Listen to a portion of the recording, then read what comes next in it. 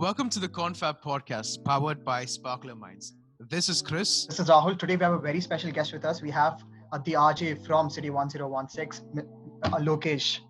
So, Lokesh, before we begin, can we just ask you to give your intro, your City 1016 intro, please?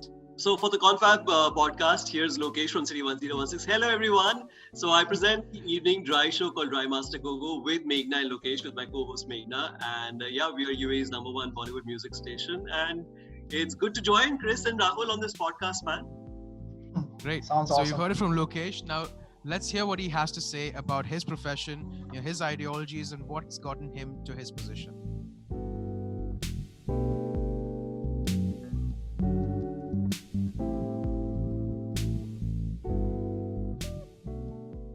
Before we begin, we want to ask you to just to briefly explain to others what being an RJ is like. I mean, radio, to be honest, is a relatively young industry. It's been around. Private radio, especially in India, has been around for hardly a couple of decades, 20 years.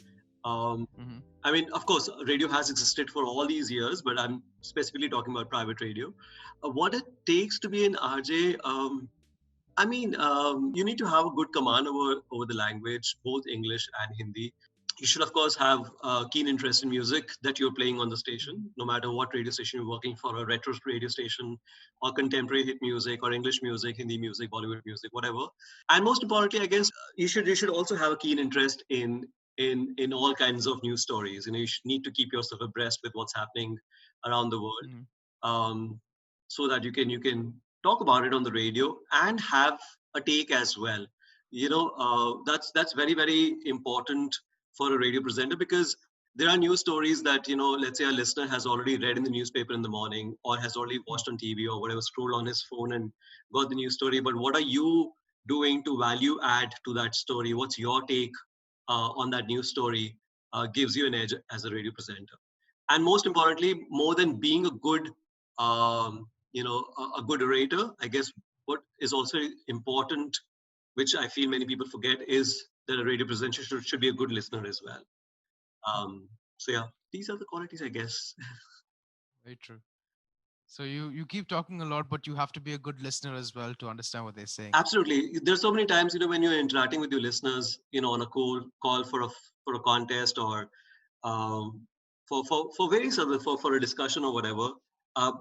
And I've kind of observed that there are many radio presenters who don't really talk to engage, but they talk to put their point across without quite listening to the other person. I guess that doesn't really lead to good radio, in my opinion. Lokesh, I wanted to know, if students want to get into the RJ industry, how they should pursue. What are the things they have to take in college? Maybe they have to take mass media or journalism, or which one? Rahul, it's pretty interesting. Over a period of time, I mean, I started doing radio almost like a quarter of a century ago, like 25 years ago, right? And things have changed so drastically in the last 2 decades. I remember, I mean, I hadn't really done like a course in the radio in the industry. And I actually started doing radio with no education, with no experience. I started doing radio when I was in school. Now things have changed, and there are so many universities around the world who offer, like you said, mass media and mass communication with specialization in radio. And within radio, I guess there are so many other specializations. You could do entertainment radio, you could do talk radio, you could also do journalism radio. So yeah, all the students who are aspiring to be radio presenters, they need to first of all identify what kind of a radio presenter they want to be. They want to be on a popular music radio station. If they want to join a talk radio station, if they if they want to get behind the scenes as well, because most of the times radio is equated with the radio presenter. However, there are many other departments within a radio industry. Like, for example, there's a designated person who manages music for the radio station. There are designated people who create the station imaging, which is in the form of sweepers and jingles and radio advertisements and promos. So they are the ones who are recording voices. They are looking into the bank of sound effects, looking for different background scores and putting them all together into a decent sounding promo or an advertisement. So So yeah, all the students who are planning to join radio, they need to first of all understand what they wish to do, whether be on air, and again, what kind of an on-air presenter would they like to do? Would they like to do a sports show on a radio station? Would they like to do an entertainment show? And then there are other departments also of radio that one can explore. So yeah. And of course, like mass media, mass communication, there are so many universities here in the UAE and around the world, and institutes as well, who offer that offer pretty competitive courses in radio. So yeah, one can take all those up and follow the dream. Great, great. So I just want to ask one more thing. For a lot of our listeners out there, they'd like to understand how, what is a day in of an RJ look like? If you could share. No, yeah, that's a very valid question.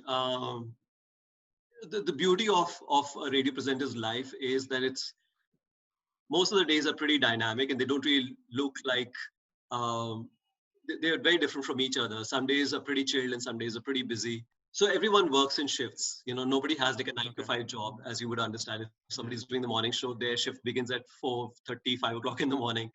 And somebody who's doing the night show, their shift will begin at, let's say, 4 in the evening, but end only at 12 at night. So yeah, so we all work in shifts. We all have to clock 8 hours.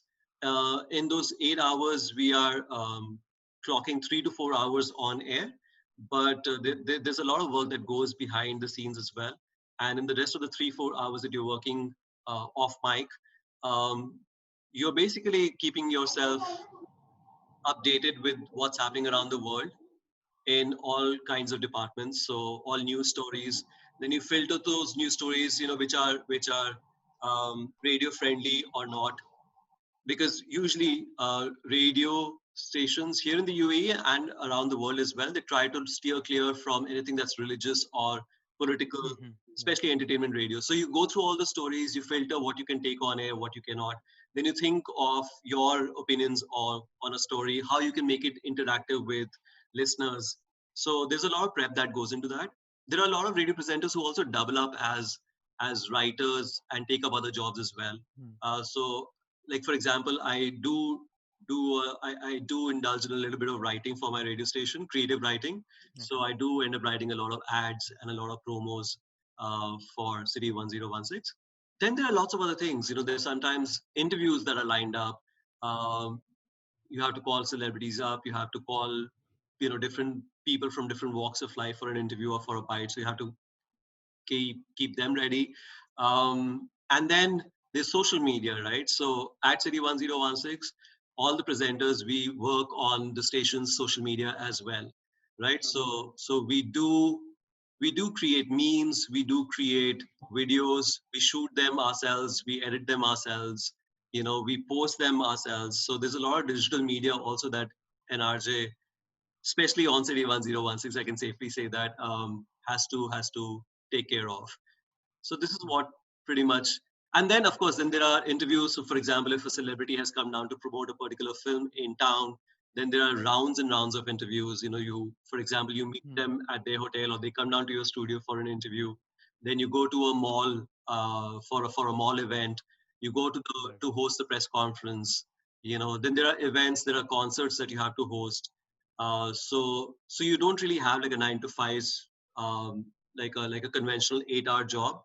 It's sometimes 16 hours, it's sometimes 8 hours. So that's how it normally works.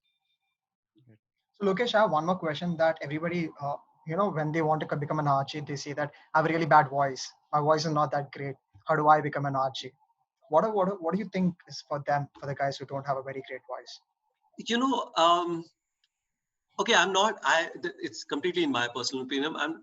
I'm not too hot on the quality of the voice, to be honest. I don't think so. It's all very relative, right? So I'm sure if one person finds your voice to be bad, then the other person, there are 5 other people who will find your voice to be pretty interesting, right? I understand this conventional baritone that you need for to be on the radio and all that, but I guess those are things that's quite a passe, to be honest. And ever since I've begun my career in radio, I've never looked at voices at good voices or bad voices. I've always looked at, interesting radio presenters and not interesting radio presenters. So I don't, in my opinion, I don't think so. It's a good voice or a bad voice. But even in that department, even if you, let's say, for example, you don't have a conventionally baritone voice, and if you don't really have like a conventionally deep radio voice, you can still do well if you have a voice, if you have an interesting opinion, if you can treat news stories interestingly, if you have a good sense of humor, if you have great insights to give into things that you're talking about, I think that makes good radio. Like, for example, imagine the most amazing voice in the world comes on air and says only his name, only the name of the station, and just introduces the next song. How boring will that sound, right? But imagine a not so conventionally sounding good voice comes on air and tells you about a Sonu Nigam song or an A.R. Rahman song, and gives you such great insights about how the song was composed or his observations about a particular musical piece that comes in the song. That's it. You have captured my, you've got my attention. And you know you, I think that's what makes a radio presenter a good radio Mhm. presenter. So, Very true. so good voice, bad voice, for me doesn't count. So I just want to ask. I think there are like just two more questions, and then we'll get on to something of a tradition we have here. Sure. Anyways, so one of the questions is, a lot of us Indians, right? There's a lot of stigma between, either become an engineer or become a doctor. Hmm, hmm. Don't do anything else. So how were you able to steer clear of those streams and actually focus on, I don't know if this was your passion or your dream, or you just came into it, but could you share that how you came out of that stigma? There's a lot of people, a lot of students of our age would are actually probably writing JE right now just for writing it. No, Chris, I'm so So I'm so happy that you asked that question, and there's a funny story behind it, so I'll share that story with you. But I'm a little, go ahead. to be honest, I'm a little surprised, to hear this question, or this to know that this kind of mentality still exists in 2020. Because I would It think still does, yes. I would think that students and parents have kind of moved on and progressed a little bit in that department, but clearly not. Now that you're saying it, so I'm guessing they haven't. So thankfully, I'm blessed with some really really evolved parents. My parents never really bullied me into taking any course. I have to be very honest. But Mhm. my mother, once I remember, she said, she had a dream when my brother and I were kids. She had a dream. Funny that she didn't have a dream for her sister, but she held both of us, in her lap, and she said, "Ek beta engineer banega, and dusra beta doctor banega." One of them is going to be an engineer, the other one is going to be a doctor. And my brother became an engineer. So, so I felt the pressure, like, I have to be the good son. I have to like fulfill my mother's dreams and all that. And I did take up science and with biology in class 11th. Okay. Okay, and though I was pretty good, in biology, I really enjoyed the subject, and I really really enjoyed it, but not to the point that I wanted to become a doctor, right? So 2 years I kind of slogged, but then I was like, this I cannot do. This is not my calling at all. And and radio, I had already started radio in school, right? So I was kind of I started doing radio when I was in 11th standard. So I kind of understood that, okay, performing arts is something that I want to do. And at that point in time, radio wasn't really all that well paying. I remember my first radio check was just 150 rupees for half an hour. So I didn't know if I could make a living out of it, but I kind of stuck to it. And I knew that, something, it'll lead me. So Hmm. so I was doing radio in school, and I thought that even when I start doing college, I'll continue with radio, and I did. But I knew that I would take something to do with arts, like, and that's the reason I started. Hmm. After 12th, I made sure that I enrolled myself in English honors, because language is something, literature was something that I was interested in. So I picked up all kinds of odd jobs. Ray. Um, I was a copywriter at Archie's Greetings for 1.5 years. Um, Oh. yeah, so all the fun cards, all the Hmm. funny birthday Mhm. cards. So you used to design those cards, and I used to write copy for that. Okay. And then I taught English in a couple of schools in Delhi for 2 years, Bal Bharati and Manasali. So I did all kinds of different kinds of jobs. Um, and then radio was booming, and then private radio came in, and that's how I got absorbed in the job. So my parents, thankfully, were very very supportive. And if this counts for anything, especially if I'm talking to all the parents out there, I would like to request to not pressurize their kids into joining something that they don't really like or enjoy. I'll give you one very small example. So I was heavily into writing and public speaking and all that, right? So my father and I had gone to a party, and I remember this very vividly and very very clearly. And we were at his friend's party, and the friend got curious about what the kids were doing, right? So he said, "Aapka beta kya kar raha hai?" So my father very proudly said that my elder son is studying engineering. He's going to be an engineer. He's going to have this package. This is his first salary and all that. And then slowly the focus shifted on me, and he said, "What is he doing?" So my father said he's still studying. He's in college, but he is a lot into writing and he does radio and all that. And so the friend was pretty cheeky, and he turned around and said, "That's not going to fetch his. That's not going to help him with his bills.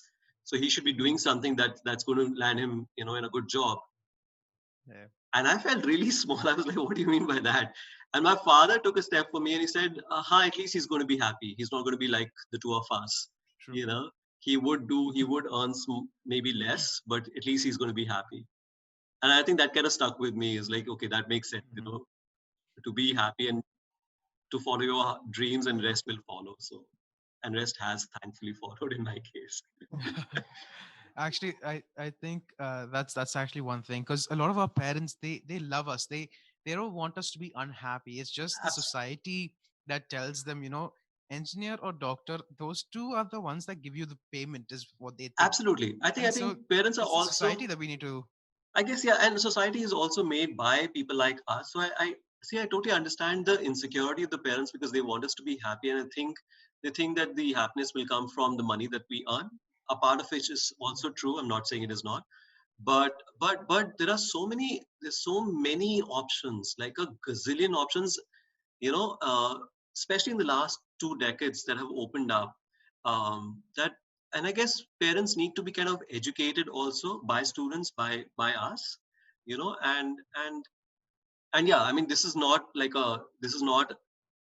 anything against parents. I mean, they talk Yeah, only out of their love and love, compassion for yes. the kids. Absolutely, it's their insecurity that usually plays up, nothing else. So So Lokesh, I had one more question. Is that I was just looking through your social media platform, and I was looking at you do a lot of cooking shows also on Instagram, I see. right, Can you right. just talk about how it is and how people can watch and follow it? And because it's very healthy option that you teach, right?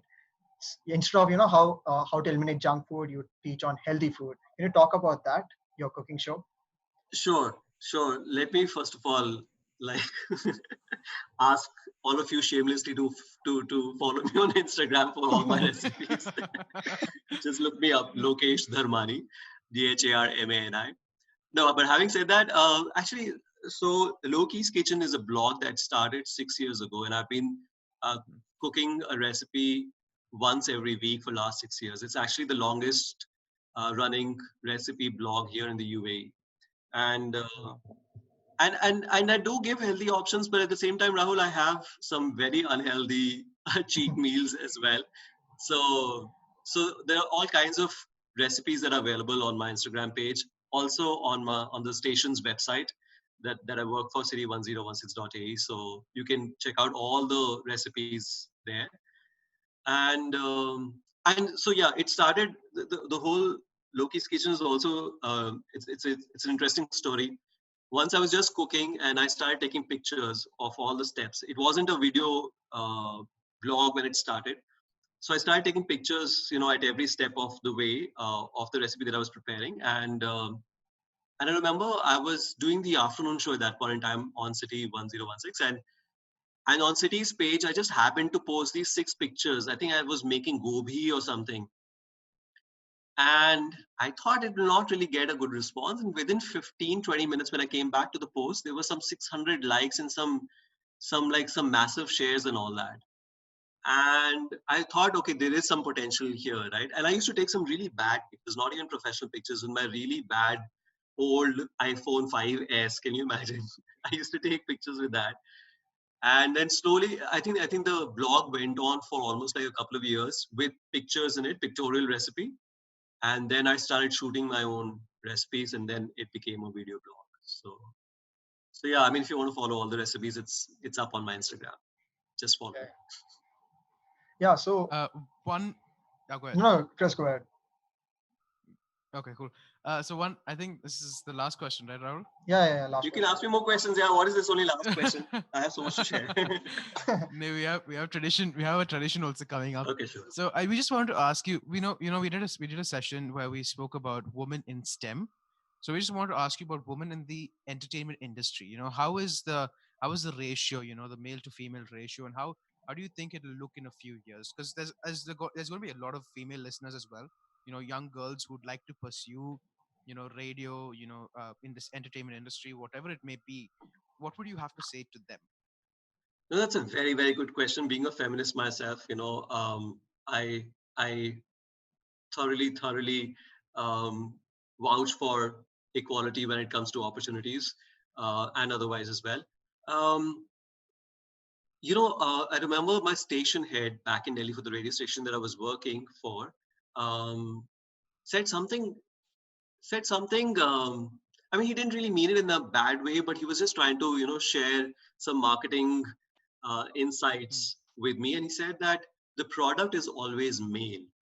We were basically having a chat about the breakfast. I was doing the morning show on a radio station in Delhi, Fever 104, and I was having a conversation with the station head, and he said that the product is always male. And I was just generally asking him why there are only male presenters on the morning shows and not too many female presenters, on the morning shows, especially in a city like Delhi. And he said that the product is always male. No matter you're a man or a woman, you always want to listen to what a man is saying than what a woman is saying. And then there was one radio station, Radio City, who had Simran, Fiza Khan is her real name, as the morning presenter. And look at the irony, right? And she was the only morning presenter. So I said, but there's Simran on Radio City, and he said, yeah, and I don't know if he can say this or not, but he said that she has the balls, to be on the breakfast presenter, and she's extremely vocal, and she's pretty much like a man, and I couldn't quite understand it. And I was pretty much taken aback, and now in hindsight, it really boils my blood to even say that a person who has opinions becomes man-like. Simran, who Yeah, was yeah. very opinionated, becomes man-like. Um, and imagine the saddest part of the story is that first of all, she was Fiza Khan, and she couldn't be on the radio with her real name because that's a minority in our country and will not have too many takers. And that completely broke my heart. And she had to call herself Simran, which is supposedly a popular name after DDLJ or whatever. And secondly, she had to be like a man to be on the breakfast show. And that two or 1.5 decades ago, that was a sad reality of our times. Um, so yeah, that's the kind of misogyny that exists not only in the Hmm. radio industry but around the world. In most of the industries, including the radio industry. Having said that, I feel in the last 10-15 years, I think every radio station has a good mix. Every radio station has a good mix of male and female RJs, and now I think slowly and gradually, um, women are considered, on primetime shows as well. Malishka from India is a fine example. Malvika was on our radio station who was presenting the breakfast show. She did a stellar job for good 10 years on City 1016 is a fine example. I present a show with Meghna. I mean, she's also Hmm. on prime time. So yeah, I think things are changing, and all the women who are listening to me, all the girls who are listening to me right now, I mean, the only thing that I would say is that just work on the skills. You know, if you have an interesting voice, if you have interesting insights, like I said, into the stories that you're talking about, if you're just an interesting, engaging voice on the radio, gender will not matter and should not matter. So So yeah, I'm so happy that you asked that question, Chris. Even Really one more nice. question is about the age. A lot of people are like, "Oh, you're too old for that voice," but they have amazing voice. You can even see recently a lot of people who are really old became TikTok stars. How do you think? Is there an age barrier in the radio industry? I guess so. There is, but I guess it also depends on how well you evolve yourself at times. Uh, I mean, usually the average, like I said, I mean, radio industry is also pretty new. It's been the private radio has been around, especially in India and in the UAE for like last 20 years. So the average age bracket has been around 20, 22 to 40, 45. I haven't really seen too many old presenters. Um, Having said that, I mean, look at AR in Arabian Radio Network. Our Dubai Eye had some of the legendary presenters who have been on air for a very very long time, and they have been they're old people, and they have been rocking the airways for a very long time. I'm going to be like I'm already 40 now, so what am I talking about, right?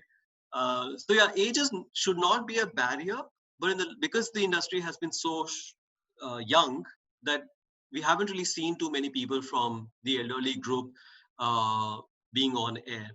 Having said that, I mean, Amin Sayani, who was an old presenter, I don't know if you guys know about him or not. Amin Sayani is a very famous radio presenter in India. He used to be on air in the 1970s and 80s, and he was I mean, when I was growing up, he was quite an old fellow. So I mean, he has ruled the airways for a very long time. So I don't think so. Age is really a barrier. As long, like I keep saying, as long as you have an interesting voice and an interesting and engaging way of presenting the show, I think nothing should be a barrier. Nothing is a barrier, be it gender or be it age. Yeah, should not be a barrier. Uh, But sometimes in radio stations, when they're hiring you, I guess they will they will look at all these things. They will look at your gender. They will look at your age. They will give it a. I think that's the kind of conditioning that we all have. But I guess all those people who are trying to apply should not really think of all these things as barriers. If you are a 50-year-old man and trying to get into the radio industry, or if you're a woman, you shouldn't be bothered about all these things. You should be aware of all these things, but that should not be like a barrier in your head. And you should totally up your game, and you should totally be prepared so that you completely charm. You blow the employers' minds so that you get the job. Rahul, you want to ask any more questions or?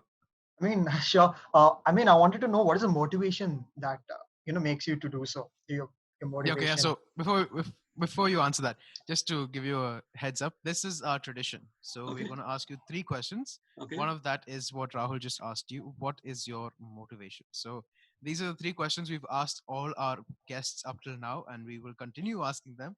Uh, So go ahead. I don't know, man. I mean, see, it started. It all started with genuine curiosity for radio. I mean, as a kid, I would be like, what is it? What is this voice that's trapped in a small set of radio? Where is it Hmm. coming from? How does it work and all that? What keeps me going now is, if I say just love and passion for radio, it just sounds pretty incomplete. And Hmm. as like, what is it about radio that I like so much? I don't know, man. What keeps me going? I just know. I just know for a fact that there's just so much of radio that's left in me. I've been doing radio for the last 23 years, and there's still so much of radio that's left in me. And then there's still so much of radio that I want to do. There are still so many creative ways by which you can put across a point and put across a thought. So what motivates me really? I think it's the love of the radio, man. It's the love for the medium, I guess. I think maybe it's a bunch of things. The fact that I'm the fact that I feel I'm extremely opinionated, so I have a platform to kind of put my opinions across. So that's one. Secondly, I feel that I'm a creative person, so I can put across those points in a creative way and reach out to like millions. So that's another motivation. And then of course the listeners interaction, their reactions and their response. um, on a topic that I'm discussing on air. Like I do something called Team Mom versus Team Me, Team Mom versus Team Loki, where basically I have, if I've run into an argument with my mother, she has a certain point of view and I have a certain point of Hmm. view, and I put this on air and I ask people to kind of take sides, whose side Nice, they're on. nice. So the people's interaction also, I think, motivates me. So I guess, yeah, these three, like, to have a voice, to be able to share my opinions, to be able to learn from other people as well and get a fresh perspective, Hmm. and yeah, to be able to do things creatively. Radio no longer is now just only on the airwaves, but there's so many Hmm. other aspects, or online social media. So yeah, I guess these things Right, right. motivate me. Just to put it out there, I'm pretty sure when somebody doesn't know why they're doing it, but they still love it, that's when you know they love their job. Yeah, I mean, yeah, so I definitely love my job. I'm extremely passionate. Like that, it actually makes my day. A good show Hmm. kicks me into a good mood. A bad show puts me in a bad mood. There are times when I'm like waking up at 3 o'clock in the morning and with an idea, or Hmm. when I'm traveling, I'm looking at something and there's an interesting thought that has come to my mind. I make sure that I take my phone and I draft notes. Like if you go through my phone notes, you'll see things that I want to, like, share on radio and say on radio. You save like the best stories for the prime time. 6:30. This Hmm. story will make sense and that story will make sense. So I'm really that passionate to be thinking about ideas at odd times, in the middle of the night, like I'll wake up and draft notes. So clear, definitely extremely Amazing. passionate for my job. Amazing. So, secondly, what would you say is the one thing that defines you? Something that set you apart from your peers. Because, like on the radio, there's something that defines everybody, and not just on the radio, but like you as a person. What do you think is the one thing that would define you? I think in a line, uh, opinionated, and Hmm. I'm not scared, and I'm not fearful of sharing those opinions. I think that kind of sets me apart. And I'm not trying to like put any agenda there. I'm genuinely curious in people and in their opinions, and um, I'm genuinely in for a healthy conversation and for a healthy debate, so that we all can have a fresh perspective. And I think that kind of sets me apart from most people because, yeah. So so so yeah, I'm not scared of starting a discussion or a debate, even for that matter, and I'm not Hmm. scared of sharing my opinions. I think Great, that kind of great. sets me apart. Yeah. And Lokesh, I have one question is that what would be the advice that you would give to your younger self if you ever got a chance? I don't know, loosen up a little bit, I guess. I was pretty stuck up as a child. I think I still am. So yeah, just like take it easy. The world is not there to get you. Mhm. Um, yeah, just yeah, loosen up a bit, chill out, and have a little more fun in life. Great. So, Lokesh, thank you so much for joining us on the Confab podcast. Before we end it, is there anything else that you'd like to say to our listeners? Um, I wish you'd kind of, I don't know, if you like kind of asked your friends who are aspiring to be radio presenters, or Hmm. join different departments of radio, you could have asked them some questions so that I could have easily answered them if they had any True, queries. true. I feel most of the times we feel that people are not easily approachable, and I have Yeah. faced that growing up, and sometimes I face that even now. That, for example, if you want to like kind of do something, if you want to be a radio presenter, if you want to write, if you want to do this, if you want to do that, you don't know who to approach. And there are Hmm. times when you're approaching the person is busy and not, you know, coming back to you. And sometimes people don't even give you good advice. Um, so, I mean, all I want to say is that, if the students are watching this, please connect with me. I mean, I do try my best to um, to have a conversation if you want to join the radio industry. Um, and and all those people who are also trying to make an entry, if not only a student, if there are people who are experienced and are already in the industry and looking for opportunities, I try to kind of float people's resumes around to different radio Hmm. stations and different contacts I have in the industry.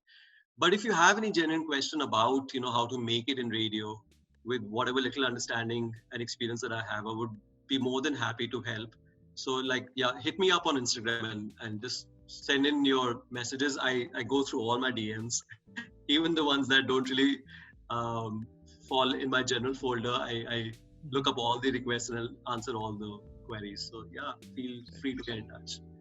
Thank you so much, Lokesh. So that was RJ Lokesh from City 1016, and he has shown us, you don't have to be afraid. Just do what you love and just go for it. Absolutely. This is Chris. And this is Rahul signing off until the next time. Thank you very much. Thank you so much, Rahul and Chris. Had a great chat with you guys.